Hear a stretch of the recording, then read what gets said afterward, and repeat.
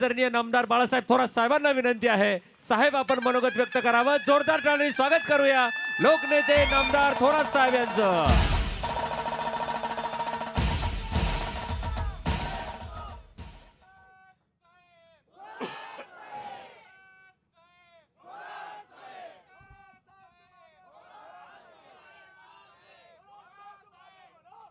आजच्या होत असलेल्या पिंपरणे येथील शेतकरी मेळावा आणि आपल्या नवीन नूतन नगराध्यक्षा आणि नगरसेवक यांच्या सत्काराच्या या कार्यक्रमासाठी आमचे अध्यक्ष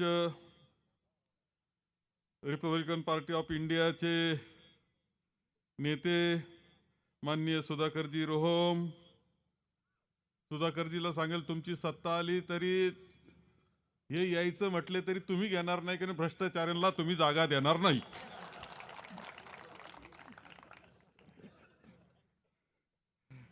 आपल्या नगराध्यक्षा मैथिलीताई, सर्व नगरसेवक रणजितसिंह देशमुख, शंकररावजी खेमनर, पांडुरंग पाटील घुले, सुधाकरजी जोशी, लहानभाऊ पाटील गुंजाळ, बुवाजी बापा पुणेकर, अजयजी फटांगरे, काँग्रेसचे अध्यक्ष, ज्यांचा वाढदिवस आपण साजरा करतो, ज्यांना शुभेच्छा आपण देतो, असे कारखान्याचे माजी चेअरमन आणि आताही साखर संघाचे राज्याचे उपाध्यक्ष बाबा ओहोळ, दीपालीताई, आपले शरद नाना, जयाताई आणि सर्व आपले सगळे पदाधिकारी, कार्यकर्ते आणि सर्व उपस्थित बंधू आणि भगिनी. 2-2.5 तास सभा चाललेली आहे. 2.5 तास सभा झालेली आहे आणि मी आठवतो मला की अशी सभा मी कधी पाहिली पूर्वी. सभा यापूर्वी पाहिली 2004 साली, ज्यावेळेस ती निवडणूक होती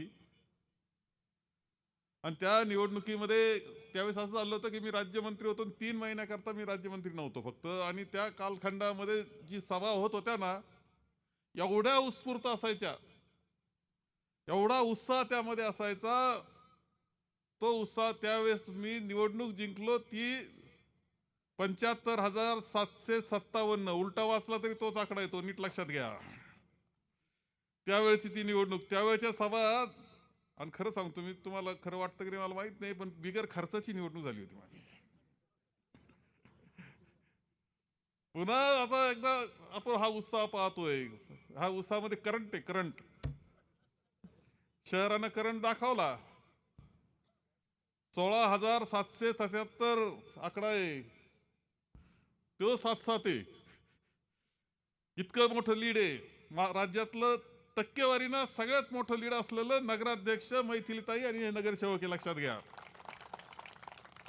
पुन्हा हा उत्साह तालुक्यामध्ये आपल्या सगळ्यांना दिसतो आहे. पुन्हा एक करंट आलेला आहे आणि हा करंट आहे ना, हा इतका व्होल्टेजचा आहे की चुकीचं बोलणारे, खोटं बोलणारे या शॉकनाच आउट होणार आहे. जपून शब्द वापरतो आपण, आपली पद्धत आहे म्हणून, नाही तर.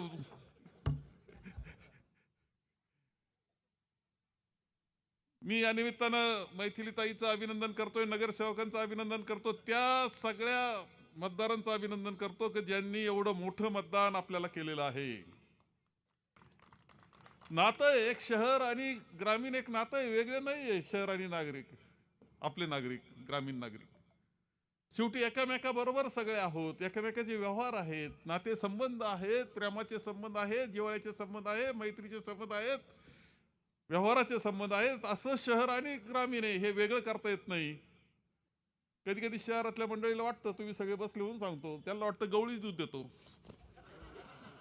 त्याला कधी कधी समजून सांगितलं पाहिजे की इथं शेतकरी कष्ट करतो, गाय राखतो, पाणी पाजतो, तिची काळजी घेतो, सडा धुतो, दूध काढतो, ते दूध पाठवतो, ते दूध जातं, मग ते तुमचे गवळी देतो तिथं. काही काहींचा गैरसमज आहे तिथं, बरं का, तुम्हाला खरं सांगतो. त्याला माहितीच नाही का आपल्या ग्रामीण भागावर काही आपलं अवलंबून आहे. ते गवळी दूध देतो असं म्हणतात, म्हणून सांगतो. म्हणून तुम्ही थोडं हे जे नातं आहे ते जपण्याचं, वाढवण्याचं काम तुम्हाला करावं लागणार आहे. तुमचं खूप अभिनंदन. पिंपर्ण गाव हा परिसर आज तालुका उपस्थित आहे. मोठे सगळे प्रमुख कार्यकर्ते तालुक्यातले सुद्धा आलेले आहेत. मी त्यांना सांगेल की पिंपर्ण गाव आणि माझं तर खूप वेगळं नातं. इथे अशी परिस्थिती का शेती जाखुरीला सांभाळायचे आमचे पिंपरण्याचेच सगळे. सदाशिव तब्येत आता बरी झाली म्हणतात. परवा जरा हा बसलाय त्याच्याकडे सगळी जबाबदारी. तो बागुल आपला बाबजी राऊजी होता, बाबजी होता, असं काय रंगनाथ काळे. या गावानं खूप प्रेम, या गावानं या परिसराला खूप प्रेम दिलेलं आहे, खूप प्रेम. मताचा जो खाली थोडा आकडा जायचा तो पुन्हा जो भरावर यायचा ना, तर कणोली पासून जे सुरू व्हायचं, कनकापूर कणोली ओझर पासून दन आकडा वाढत जायचा आपला. खूप मत म्हणजे कधी कधी असं म्हणायचं. आता ते एकदा तर असं हंगेवाडी तर असे मत दिले होते की एक मत फक्त विरोधात गेलं. ते म्हणे उगत दृष्ट लागू नये म्हणून एक मत विरोधात आहे, बाकी आमचे सगळे मत तुमची. गुंडाळांना कोडून टाकण्याचं काम हंगेवाडीला केलं होतं इलेक्शनच्या दिवशी. गुंडाळ आलते काही. असे प्रेमाचे नात्याचे गाव आहे. कोळवाडा असेल, हे आंबोरा असेल. आंबोऱ्याचं वैशिष्ट्य कायम सांगतो मी, आपसात खूप भांडणं करतील पण इलेक्शनच्या वेळेस एक राहतील, असं म्हणजे आंबोर. कोळवाड प्रेमाचं गाव. आणि म्हणून दादांनी सांगितलं की आपल्या आदिवासी बांधवांना शिक्षण मिळालं पाहिजे, आश्रमशाळा मिळते म्हणले. नंतर ती कोळवाड्याला घ्या, हे दादांनी स्वतः सांगितलं कोळवाड्याला करा बरं ती आश्रमशाळा. आणि अत्यंत सुंदर, महाराष्ट्रातली सगळ्यात सुंदर आश्रमशाळा कोळवाड्यात हे तुम्हाला सांगतो, आमच्या आदिवासी बांधवांकरता. सगळ्यांना बरोबर घेऊन जाण्याची असं पद्धत आपली आहे, त्या पद्धतीचा तो भाग आहे. म्हणून आपल्या ह्या सगळ्या परिसरामध्ये एक प्रेमाचं नातं आहे. आज इथे सभा घेतली, पुन्हा एकदा एल्गार आपण करतो आहोत. आणि हा एल्गार आहे जिल्हा परिषद पंचायत समितीत आहेच आहे, पण पुन्हा एकदा हा संगमेर तालुका वाचवण्याकरता, प्रगतीची घोडदौड चालू ठेवण्याकरताचा हा एल्गार आहे, लक्षात ठेवा. आपण पाहतो आहोत मध्ये इथं काहीतरी भाषणं झाली म्हणले, लयच जोरात भाषणं झाली म्हणले. कोणाला काय सांगितलं होतं, कोणाला काय शिकून ठेवलं होतं, तेवढे ते बोलत होते. 40 वर्षात काय केलं, 40 वर्षात काय केलं. बऱ्याच वेळा असं होतं की चांगला घरातलं एखादं पोरग असं असतं, 100 किलो वजन झालं, आला डुलत पिऊन घरी, आणि आई बापाला म्हणतो माझ्या करता तुम्ही आयुष्यात काय केलं, घ्या तोंड जोडून. अरे वाया गेलेल्या माणसांनी जर 40 वर्षात काय केलं असं विचारलं तर त्याचा विचार करायचा काय. आणि 40 वर्षात काय केलं हा सर्वसामान्य माणूस सांगतो, त्या जीवनातलं परिवर्तन त्यातून सांगतोय. आणि 40 वर्षात काय केलं असा प्रश्न तिकडं जाऊन विचारा. साधा रस्ता होईना, साधा तो नगर मनमाड रोड, गचके खाऊ खाऊ रोज मरत आहेत माणसं, ते दुरुस्त करता येत नाही. आणि यांनी 40 वर्षात काय केलं का खाली टाळ्या वाजवायला ते बसतात. अरे काहीतरी काही वाटलं पाहिजे तुम्हाला. अरे काय आता वर्षभरात काय चाललंय, 2-2.5 वर्षापासून ते सरकार बदललं मी गेलं तर काय काय चाललंय इथं. आता ह्या परिसरामध्ये काय चाललंय, काय नदीची अवस्था आहे रे. काही आमचे सोडून गेले म्हणजे पण नाही तिकडं गेले. कशा करता गेले, वाळूचा धंदा करण्याकरता गेले. जोरवा आणि त्या सगळ्या परिसर कनुली मेनुली काय आता नवीन पद्धत काढली, केणी लावली म्हणे वाळू काढायला पाण्यातून. फरंडी, अरे काय फरंडी काय करंडी. आणि ते बरं ते काढतात, विकतात, मोटरसायकली पळतायत 50-60. घरच्या माणसाला लक्ष येत नाही, त्याला 1000-2000 घरचे दिले का पोरग लय कमावायला लागलं. मग ते जातं धाब्यावर, प्यायला लागतं. एक दिवस अरे ती वाळू तुमच्या घराचा नुकसान केलं, वाटोळ केल्याशिवाय राहणार नाही हे तुम्हाला लक्षात येत नाही. पोरं वाया चाललेत, पेताड झालेत पोरं, गांजाडी झालेत पोरं. तुम्ही गांजाडी व्हा नाही तर काही करा, तुम्ही किती घाण करा, निवडणुकीला आमच्या बरोबर राहा, तिथे घाण करू नका, एवढा संदेश त्यांचा, बाकी काही नाही तुम्हाला सांगतो. पिढीच्या पिढीचं नुकसान चाललेलं आपल्या सगळ्यात दिसतंय. आता परवा तर एक मला कुठेतरी कळालं, असं कुठेतरी सांगितलंय का कुठेतरी असं आहे का ठिकाणी सरपंचच गेला तिकडं, सरपंचाच्या पोराला लगेच मुरू म्हणून वाळू व्हायची परवानगी मिळाली, जोरात प्यायला लागला आणि दुःखद घटना घडली तिथं, पिऊन पिऊन गेला. अरे ही वाळू, हा मुरूम, हे फुकटचं येणं, हे पैसा, हा बिगर कष्टाचा पैसा तुमचं वाटोळं करतो हे लक्षात ठेवलं पाहिजे. दुर्दैवानं ते घडलेलं दिसतं. खोट्या केसेसचा कार्यक्रम चाललेला आहे आतापर्यंत. खोट्या केसेसमध्ये मी निवडणुकीत सांगत होतो की 100 लोकांना अँटिसिपेटरी बेल घ्यावा लागला जेलमध्ये जायचे नाही म्हणून. आणखी आता 50 काय नाही, साधे हे तोडले. याच्यात काळजी घेणारे आमच्या स्मशानभूमी जोरव्याचे, त्यांनी साफसफाई करायला घेतली, झाडाच्या फांद्या तोडल्या, लगेच खोटी केस. चला लगेच खोट्या केसेसचा कार्यक्रम चाललाय. जे चाललंय, ज्या पद्धतीनं चाललंय ते अत्यंत चुकीचं चाललंय हे लक्षात ठेवा तुम्ही. आम्ही मंत्री राहिलो, आम्ही प्रतिनिधित्व केलं, काही एक चुकीच्या पद्धतीनं केलेलं नाही. प्रत्येक गोष्ट काळजी केली आपण. इथं विषय झाला म्हणून बोलतो, त्या विषयाचं काही बोललं पाहिजे म्हणून. तेव्हा मी 85ला आमदार झाल्यानंतर 2 गोष्टी सगळ्यात जास्त आणल्या या तालुक्यामध्ये. सगळ्यात जास्त हायस्कूल मी आणले, सगळ्यात जास्त पतसंस्था मी आणल्या. इथं सांगितलं गेलं आमच्याकरता पिंपरण्याकरता हायस्कूल. ते बापूसाहेब देशमुख काहीतरी बोलला असं मला कळालं. तेव्हा मी एकच म्हणल, गगनगिरी महाराजांना ते मानतात आणि मी मानतो. त्यांना जर वाटत असेल मी हायस्कूलला मदत केली नाही, हायस्कूलला परवानगी आणण्याकरता माझी धडपड, राम मेघे साहेब आमचे होते, ज्येष्ठ माणूस होता, शिक्षण मंत्री होता, त्यांना भेटून मी हायस्कूल मंजूर करून घेतलं. मंजुरीचं पत्र दिल्यानंतर 4 दिवसातच ही मंडळी म्हणायला लागली. संपतराव देशमुख साहेब होते, खरं अपंग गडी होता, संस्थापक होते ते संपतरावांकडे बसलं. संपतरावांनी मला सांगितलं की आपल्याला, आम्हाला पिंपरण्याला हायस्कूल पाहिजे, बरोबर आहे. आणि नंतर त्यांचा आग्रह, एवढं प्रेम होतं त्यांचं आमचं, मी आग्रह करून ते हायस्कूल राम मेघेंकडून मंजूर करून घेतलं, त्यावेळेच्या शिक्षण मंत्र्यांकडून. 4 दिवसांनी आवाज आला, संपतरावांनी माझा सत्कार केला, कौतुक केलं. 4 दिवस आवाज आला, यांनी कुठं केलं, यांनी नाही केलं, आम्ही दुसरीकडून करून घेतलं म्हणे. बा मी म्हणतो गगनगिरी महाराज तुम्ही मानताना गगनगिरी महाराज याच्या हात ठेवायचा आणि म्हणायचं की बाळासाहेब थोरातांचा काही याच्यामध्ये वाटा नाही, काही मदत केली असं म्हणायचं. तुम्ही म्हणले ना तर गगनगिरी महाराजांचे मी क्षमा मागेल की माझीच गलती झाली. ठेवा त्यांनी हाताने जाहीर करावा. आता आपल्याला कार्ड सोशल याच्यात मोबाईलवर टाकता येतं ना, टाकावा त्यांनी, काय बिघडत नाही.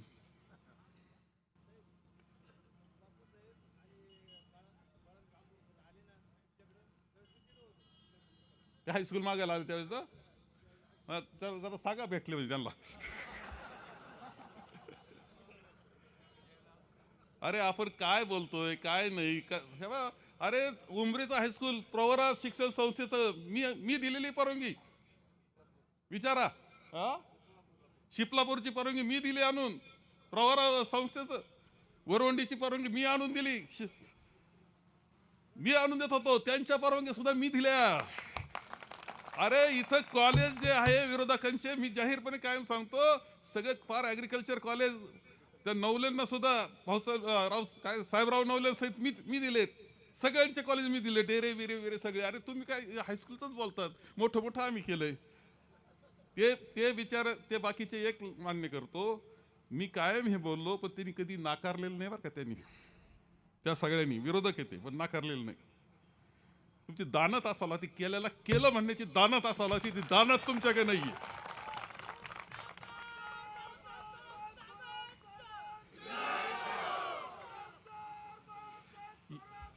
अरे पिढ्याचं वाटोळं करायचं काम चाललंय, पोरांना चुकीच्या मार्गाला लावायला चाललंय.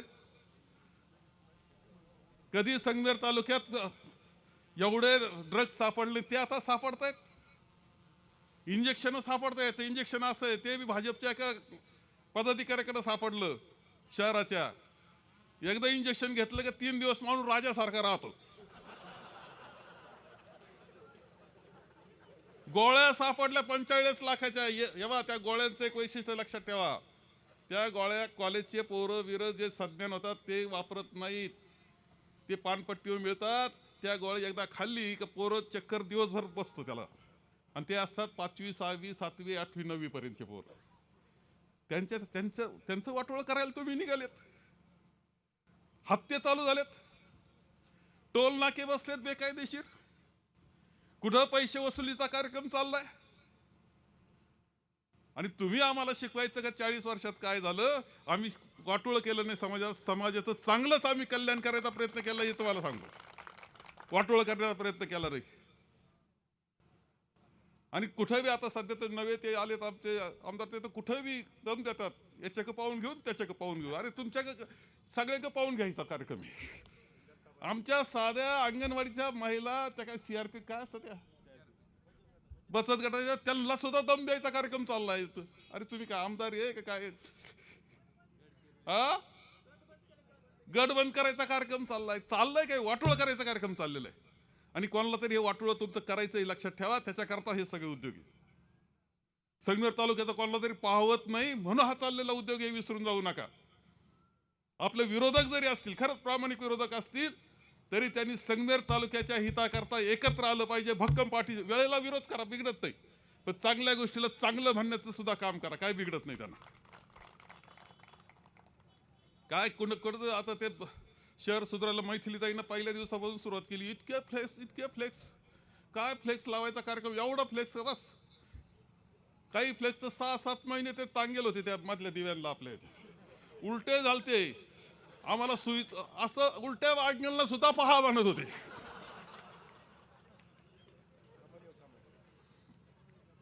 आणि त्यांनी या तालुक्याचं हिताची चर्चा करा. अरे आम्ही करतोय चांगलंच काम करतोय, चुकीचं नाही. साखर कारखाना आम्ही चांगलाच चालवलेला आहे. दूध संघ आमचा चांगलाच आहे. मार्केट कमिटी, शेतकी संघ, सगळ्या संस्था आम्ही बेस्ट चालवतो, बेस्ट चांगल्या पद्धतीनं. कौतुक आहे सगळ्या महाराष्ट्राला तुमचं. आणि म्हणूनच जेव्हा वेगळा निकाल लागला विधानसभेला त्यावेळेस महाराष्ट्र हळहळला. राज ठाकरे बोलले, जाहीरपणे बोलले. एकदा नाही दोनदा चारदा बोलले, बरोबर आहे, मोठ्या मोठ्या सभेमध्ये. पण बाकी सुद्धा विरोधक जरी असला तरी तो म्हणायचा कस काय असं झालं. विधानसभेमध्ये असं म्हटलं गेलं का तुम्ही नाही साहेब, मला म्हटलं तुम्ही नाही की सभा नीट चाला ना. मी विधानसभेत उभा राहायचो सगळ्यात सिनियर या नात्यानं. किती गोंधळ असला तर सगळे शांत बसत असायचे, खाली बसून घ्यायचे सगळे. हा कालखंड तुम्ही पाहिला, मी पाहिला. तो तुमचं कौतुक आहे याच्यात लक्षात ठेवलं पाहिजे का. तुम्ही ताकद दिली म्हणून मी तिथं जात होतो. प्रत्येक खात्याचं काम केलं, बेस्ट काम केलं. मी तुम्हाला सांगतो, कोणतं खातं घ्या, सगळ्यात जे चांगलं करता येईल ते केलं. तुमचा 7-12 तुम्हाला ऑनलाईन मिळायला लागला, तेव्हा आपण आणला ऑनलाईन. फेरफार ऑनलाईन तुम्हाला मिळायला लागला, तुम्हाला नकाशे ऑनलाईन मिळायला लागले. हा कार्यक्रम आपला कार्यक्रम आहे, लक्षात ठेवा. एक बाळ जरी असेल एखाद्या याच्यामध्ये. काल आम्ही गेलो होतो सावरगाव गुलेला, एका बेलसोंडे वाडीला गेलो आम्ही. तिथं किती शाळा पाहायला गेलो, 4च छोटे बालक तिथं मुली. मी म्हणलं 4च आहे. हा म्हणे 4च आहे, पण 2 शिक्षक, 1 खोली आहे. हा कायदा जो आहे तो केंद्रात सोनियाजींनी केला आणि त्याचा GR मी काढला की एक जरी बालक असेल तरी ती शाळा झाली पाहिजे. अरे मला मी काय सांगतो की आपल्या अंतःकरणाला वाटलं पाहिजे का मी चांगलं काम केलं. जग तर काय बोलल सांगता येत तसं, बोलणारे बोलतील, पण अंतःकरणाला वाटतं, माझ्या अंतःकरणाला वाटतं की आम्ही चांगलं काम केलं. खूप बदल मोठा करत सगळ्या संस्था चांगलं. इंजिनिअरिंग कॉलेज किती मुलं इंजिनियर आपले. आत्ताच एका मुलाचं जर्मनीवरून आपल्या गुंजाळ, त्याचं नाव मोबाईलमध्ये, पिंपरण्याचा मुलगा आहे, जर्मनीहून आता मला फोन आला त्याचा की मी आता ही सभा पाहतो आहे जर्मनीवरून. गुंजाळ शशांक काय असं नाव आहे, शशांक काय, सुशांत गुंजाळ. आता फोन आला त्याचा, माझा नंबर भरला होता नेमका, त्याचा आला फोन.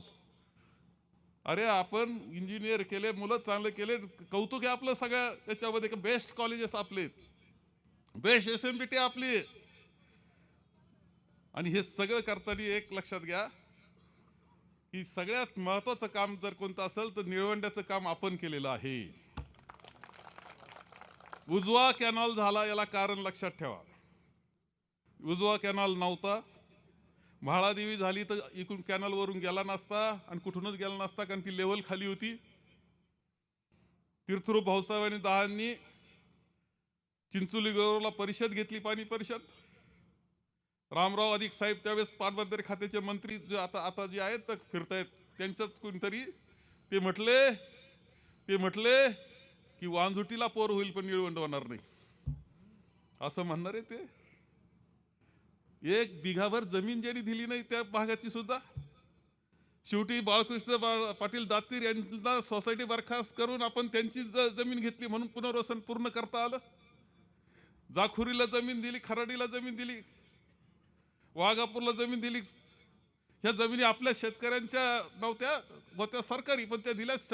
शेतकऱ्याची कोणतीही जमीन न जाऊ देता सगळ्यांचं पुनर्वसन केलं, धरण पूर्ण केलं, पाटाचं काम केलं. पाणी व्हायला लागलं. एक लक्षात घ्या, आता जलदूत झाले हे. अरे जलदूत आणि पाणी आणलं म्हणे. पाणी आणलं तुम्ही? अरे पण एक दुःख माझ्या मनामध्ये, जेव्हा मला परत आमदारकी करता नाही. अरे कौतुक असतं पहिल्या वेळेस, दुसऱ्या वेळेस, तिसऱ्या वेळेस कौतुक असेल, 8व्या वेळेस काय कौतुक असायचं कारण नाही. पहिलं बाळ झालं कौतुक वाटतं, दुसरं झालं, आता 8 झाले वाटलं का कौतुक? मला कौतुक त्याचं नव्हतं, तर जे आम्ही शिजवलं, मेहनतीनं केलं, कमवलं, मिळवलं, आणलं, ते शिजवलं, त्याचे भांडे भरून ठेवले आणि वाढायच्या वेळेस मात्र मी नाही, याचं दुःख मला एवढं तुम्हाला सांगतो, बाकी काही नाही. आणि हे दुःख माझ्या करता नाहीये, तुमच्या करता, लक्षात ठेवा. माझी अशी इच्छा आहे आणि जी तुमची असली पाहिजे का आता जे पाणी आहे निळवंड्याचं, तुम्हाला सांगतो चांगल्या काळामध्ये खूप पाऊस पाणी चांगलं झालं. हे वर्षी जायकवाडी भरलं, सगळं झालं तर 4 वेळेस पाणी देता येईल त्याच्यात. 4 वेळा रोटेशन येईल, इतर वेळेस 3 वेळेस येईल. मी असं म्हणतोय की ते पाणी जे आहे ते आमचं ज्या भागाला पाणी नाही, जो कोरडा राहिलाय, त्या शेतकऱ्याला ते पाणी मिळालं पाहिजे. प्रत्येकाला पाणी मिळालं पाहिजे. निळवंड्याचं पाणी त्यांना द्या, बाकीच्यांना ज्यांना मिळालं त्याचा काही विचार करू नका. त्यांचं चाललंय ते चालू द्या. बरोबर आहे का नाही? त्या कनोलीला घ्यायचं पाणी वरून. आणि मी तो प्लॅन तयार केला होता. माझी इच्छा होती त्या पद्धतीने करायचं. कसं वाटायचं, काय करायचं, सगळ्याला हिरवं कसं करायचं, याचं प्लॅन मी स्वप्न पाहत होतो आणि जाहीरपणे बोललोही होतो की मला जो वंचित असेल त्याला पाणी पोहोचवायचं आहे.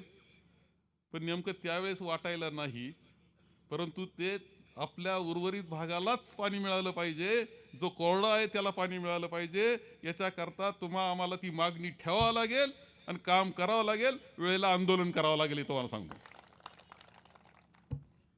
वेळेला आंदोलन कर, पण कोरडं कोणाला ठेवायचं नाही. सगळ्यांना पाणी मिळालं पाहिजे, हे काम आपल्याला करायचं. आपलं आहे ते आहेच. आता ते पाणी खाली इकडं आणून काय करायचं आपल्याला? आता पाणी वर न्यायचं, ते आपल्याला करायचं, हे लक्षात ठेवा. आणखी एक गोष्ट सहज सांगतो.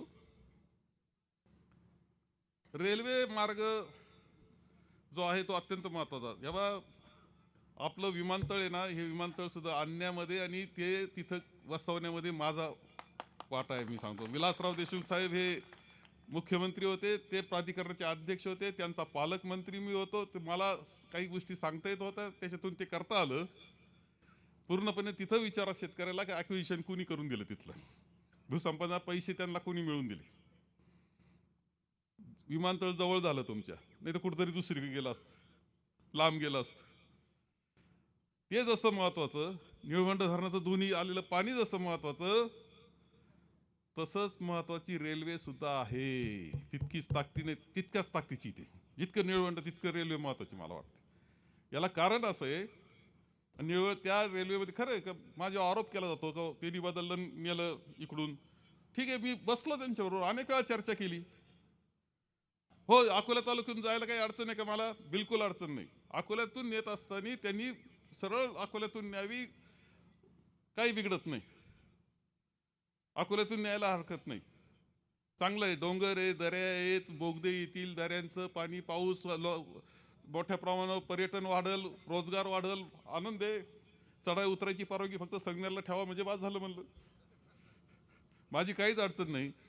परंतु जर अकोल्याला जात असताना ती ट्रेन आंबोऱ्याला उतरून उजव्या बाजूनं आपल्या सगळ्या ऊसाच्या बाजूनं अशी वर जाणार असेल अकोल्यापर्यंत आणि मग वळून जाणार असेल देवठाणला, तर तुम्हाला चालणार आहे का? जमल काय?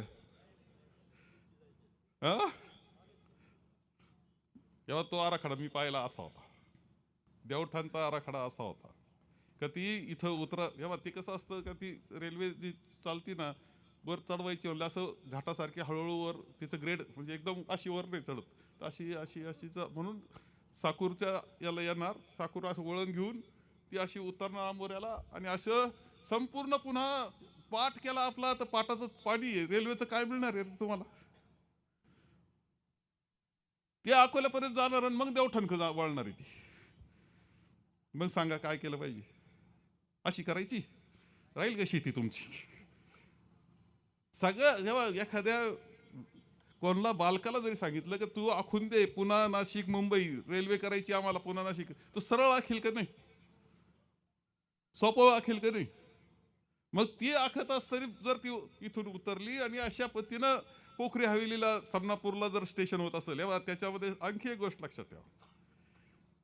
इथं याच्यानंतर जाखोरीनंतर पूर्णपणे ती रेल्वे पिलरवर आहे. जी नदीची व्हॅली आहे ना, नदी त्या क्षेत्रामध्ये पूर्णपणे ती वरून जाणार आहे, खाली शेती चालणार आहे अशी बरं का. त्यामुळे तुमची जमीन तर जात नाही, परंतु रेल्वे मात्र जाती.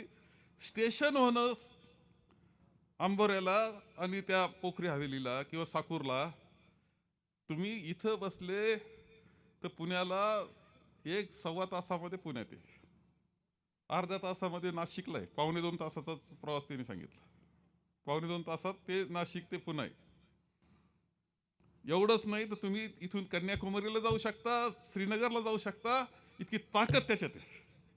तुमचा माल तुम्ही काही पिकवलं, ढोबळी मिरची आता केली आपल्या लोकांनी याच्यामध्ये शेड नेटमध्ये, अरे तुमची लाल पिवळी सगळी गुलाबी ढोबळी मिरची फार दिल्लीत लगेच पटकन पोहोचणार ना काही तासात, चेन्नईला जाणार ना, मुलं शिक्षणाकरता जातील, नोकऱ्यांकरता चालल. तेव्हा तितकंच महत्वाचं मानलं मी की जितकं निळवंड तितकी रेल्वे महत्वाची. आणि एवढं नाही, माझ्या काळामध्ये तिला मान्यता 400 कोटी रुपये वाटले, 370 कोटी रुपये. मला सांगा मान्यता मिळाल्याशिवाय का रे काही येडं आहे काय ते? मग ती थांबली कशी काय? दिशा बदलली कशी? आणि दिशा बदलणारे आता म्हणतात की आम्ही भाऊ देवठाणवरून नेऊ, म्हणजे संगमेर अकोल्याचं भांडण लावायचा कार्यक्रम आहे. कशी नेणार सांगा आम्हाला. आणि जिल्हा परिषदेच्या अगोदर बोला काय बोलायचं ते. आता वर पाणी देऊ असं म्हणले चन्नापुरीला, सांगा आम्हाला जिल्हा परिषदेच्या अगोदर तासिका ऑर्डर काढून द्या आम्हाला. कसं कसं नेणार आहे का? नुसतीच बनवाबनवीचा कार्यक्रम करायचा मतं काढायला, तिथं फंडाचे. म्हणून आपल्या सगळ्यांनी काही गोष्टी लक्षात घेतल्या पाहिजे की ज्या पद्धतीनं तालुका चाललाय, आपल्याला घडलं ते घडलंय, परंतु घडलं त्याचा कसा आता चांगला उपयोग करून नवनिर्मित करायचं याचा विचार करावा लागेल, नवीन बांधणी करावं लागेल, नवीन तरुणांना संधी द्यावा लागेल. वडीलधारी लक्षात ठेवा, नाही तर बऱ्याच वेळा काय होतं, 15-20 वर्ष डायरेक्टर राहिलेला तो काय म्हणतो, नाही नाही नवे पोरांना घेतलंच पाहिजे, फक्त मी सोडून.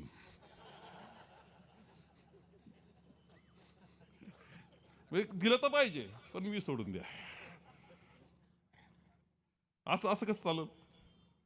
म्हणून नव्यांना संधी दिली पाहिजे, नवनेतृत्व आणि नवी निर्मिती अशी करायला पाहिजे का पुढं 40-50 वर्ष जयाताई 100 म्हणली पण एक दिशा त्यामुळे मिळेल. असं काम आपल्याला करावं लागणार आहे, बांधणी इतकी भक्कम करावं लागणार आहे. झाली ना अडचण, आता बांधणी पुन्हा एकदा जोमानच चांगली बांधणी केली पाहिजे. आणि याच्यामध्ये जे दोष शिरलेले आता तालुक्यातले हे पहिले दूर करण्याचं काम तुम्हाला करावं लागणार आहे. गुलामगिरीत जाईल तालुका, तुम्हाला सांगतो, जर तुम्ही नीट वागले नाही आपण तर गुलामगिरीत जाईल. 9-10 वर्ष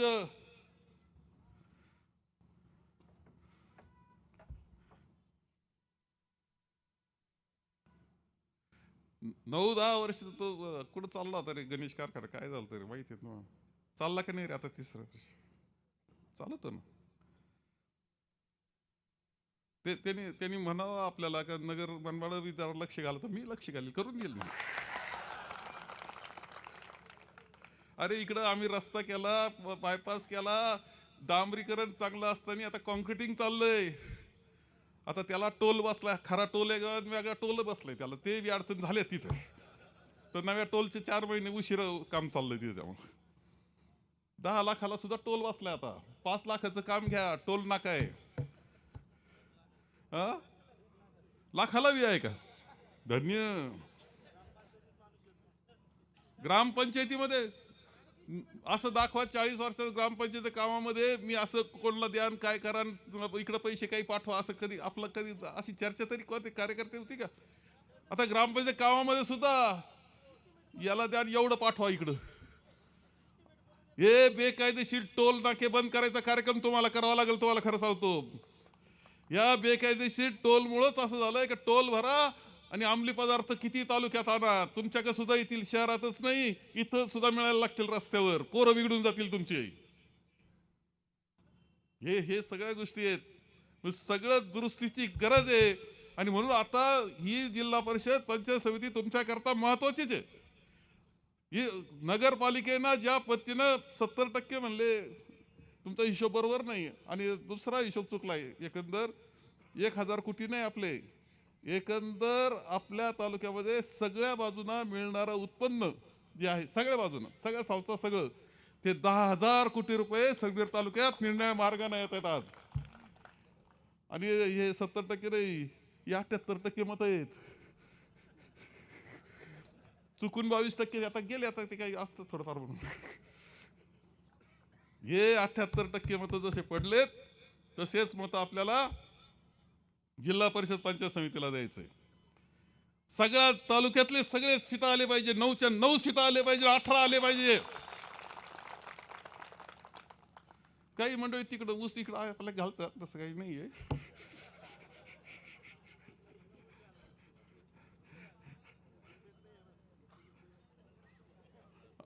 आज एका गाड्यानं वजन करून ट्रेलर पाठवलाय आपल्याकडे, ट्रॅक्टर ट्रेलर. अरे आमचं काय शोधता, वजनात कधीच मारलेलं नाही आपण. हे असे काळे धंदे, खोटे धंदे जमत नाही. ज्यांनी पाठवलं त्याला सांगेल, मी सांगतो. तुम्हाला कळलं कोण पाठवलं?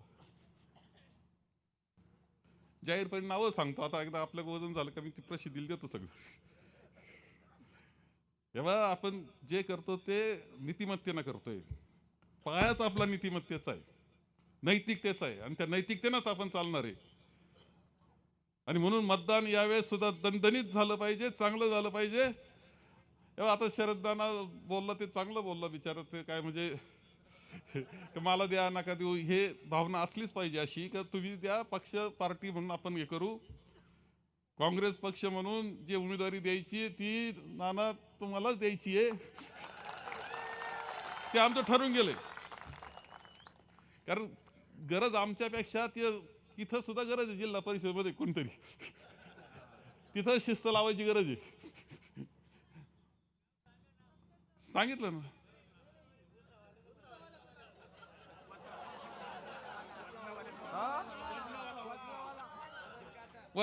वजनाचं सांगता येईल.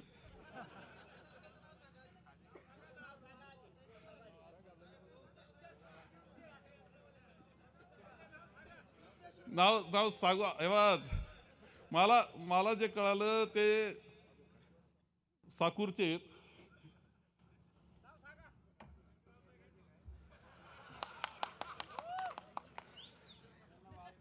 मला मेसेज आला, त्या वाचून दाखवतो की सुभाष बाजीराव खेमनर यांनी वजन करून ट्रॅक्टर पाठविला आहे.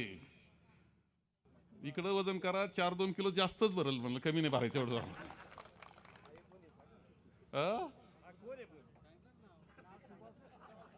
फार महत्व कशाला देता, काय नावं घ्यावं अशी तरी काय आहे का ते काही? म्हणजे वडिलांचं जे कर्तृत्व आहे त्याच्या पुढे काय यांचं कर्तृत्व, असे उद्योग. तेव्हा हे सगळं पुन्हा एकदा तुम्हाला सांगतो की आपल्याला जिंकायचंय, चांगलं जिंकायचं, तालुका पुढे न्यायचा आहे. बंधुभाव ठेवायचा आहे, सगळे समाज एकत्र यावा. समाजात भारतीय जनता पक्ष आणि हे कशा पद्धतीचं राजकारण करतं वेगळं सांगण्याची आवश्यकता नाही. काल जे झालं महानगरपालिकेमध्ये, अरे खून करायला लागले विरोधकांचे तुम्ही. इथं शंकर खेमनर पोरगा फार सुंदर बोलला, वकील होतं ते, फार सुंदर बोलला. खून करायला लागले, दहशत करायला लागले, पैशाच्या लालची देता, त्याच्यातून बिनविरोध करता. या देशात लोकशाही राहणार का नाही वाटावा अशी परिस्थिती आहे. आपण आता त्या देश वाचवायची परिस्थिती आहे, राज्य वाचवायची परिस्थिती आहे. सगळा गोंधळ. हेडलाईन काय होत्या परवा? दहशत, हत्या. अरे त्या श्रीरामपूरला गोळीबार झाला परवा. नावं कोणाकोणाचे काय पहा, ते आपल्याकडे येणार नाही, काळजी घ्या. त्यांचा सत्कार केला होता मध्ये एसटी स्टँडवर आपल्या लोकांनी, आपले म्हणजे नव्यानी. एव्हा वाचवायचंय आपल्याला, पुन्हा जिंकायचंय, पुन्हा तालुका बांधायचा आणि समृद्धी जीवनात आनंद आणि सुख आणण्याचं काम सर्वसामान्याच्या जीवनामध्ये सुद्धा. आमचा आदिवासी असेल, आमचा मागासवर्गीय असेल, आमचे कोणता समाज असेल, अल्पसंख्याक असतील, सगळं एकत्र बंधुभाव ठेवून आपल्याला हा तालुका पुढे द्यायचा. एक आदर्श तालुका असा करायचा की त्याचा आदर्श महाराष्ट्रानं देशानं घेतला पाहिजे असा तालुका करायचा आहे. त्याबद्दल करता कटिबद्ध राहा एवढं आवाहन करतो. शरद नाना तुमची उमेदवारी जाहीर करून टाकली. माझं भाषण संपवतो. शरद नानांचा आणि साहेबांचा हा